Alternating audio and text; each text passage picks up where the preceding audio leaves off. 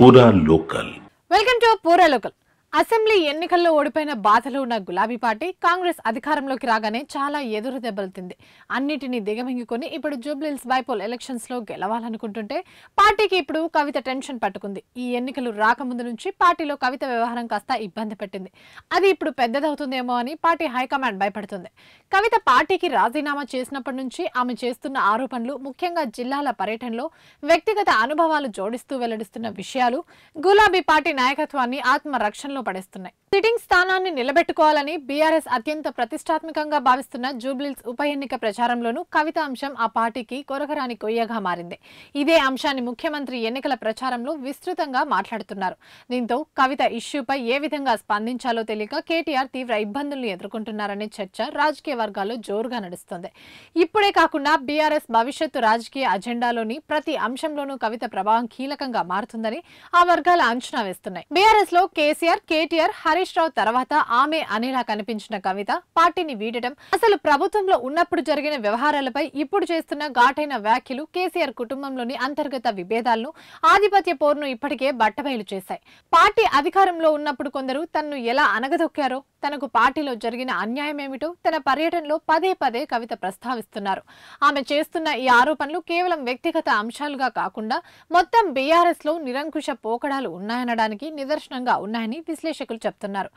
ఈ పరిణామం BRS party శ్రేణుల్లోనే కాకుండా సామాన్య ప్రజల్లోనూ ఆ పార్టీ ప్రతిష్టను దెబ్బతీస్తుందని చర్చలు కూడా జరుగుతున్నాయి. మరోవైపు జూబ్లీహిల్స్ బై ఎలక్షన్ ప్రచారంలో కవిత అంశం కాంగ్రెస్ కు రామబాణంలా మారింది. సొంత చెల్లికి అన్యాయం చేసినోడు పక్కింటి ఆడబిడ్డకు ఏం న్యాయం చేస్తాడు?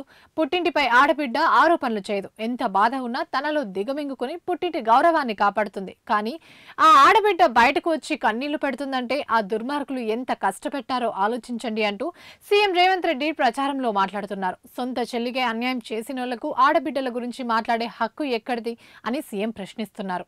కవిత లాంటి కీలక నేతకే బీఆర్ఎస్ లో అన్యాయం జరిగిందంటే సామాన్య కార్యకర్తల పరిస్థితి ఏంటనే ప్రశ్నను ఆయన లేవనెత్తుతూ బీఆర్ఎస్ నాయకత్వాన్ని ప్రజల్లో ఇరుకున పడేస్తున్నారు. ఫలితంగా ఉప ఎన్నికల బరిలో ఈ అంశం ఓటర్లను ప్రభావితం చేసే స్థాయిలో చర్చనీయాంశంగా మారింది. ఇక కవిత ఆరోపణలపై బీఆర్ఎస్ ముఖ్య నాయకులు, ముఖ్యంగా కేటీఆర్ ఎలా స్పందించాలో తెలియని గందరగోళ పరిస్థితిలో ఉన్నట్లు ఆ పార్టీ శ్రేణుల్లో చర్చ జరుగుతుంది.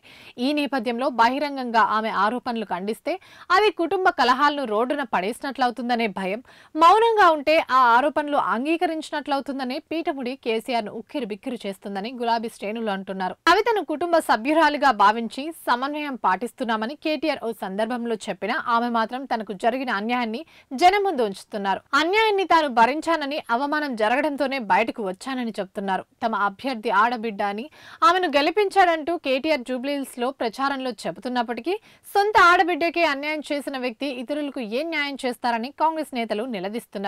ఇంకోవైపు బీఆర్ఎస్ నుంచి నష్టపోయినట్లు భావిస్తున్న నాయకులను పర్యటనలో భాగంగా కవిత కలుస్తుండటం, వారికి మద్దతుగా నిలుస్తుండటం ద్వారా బీఆర్ఎస్ వ్యతిరేక శక్తులను ఏకతాటిపైకి తెచ్చే ప్రయత్నం చేస్తున్నారనే చర్చ కూడా పొలిటికల్ సర్కిల్లో ఉంది. రాబోయే రోజుల్లో బీఆర్ఎస్ చేసే రాజకీయాలపై కవిత ఇష్యూ ప్రభావం అత్యంత కీలకంగా ఉంటుందని, బీఆర్ఎస్ కు ఒక ఫియర్ ఫ్యాక్టరీగా ఈ ఇష్యూ మారుతుందని రాజకీయ వర్గాలు భావిస్తున్నాయి. జూబ్లీహిల్స్ ఉప ఎన్నిక నుంచి మొదలుకొని రాబోయే ప్రతి రాజకీయ అంశంలోనూ కవిత ఇష్యూ చర్చకు వచ్చే అవకాశం ఉందని కూడా అంటున్నాయి.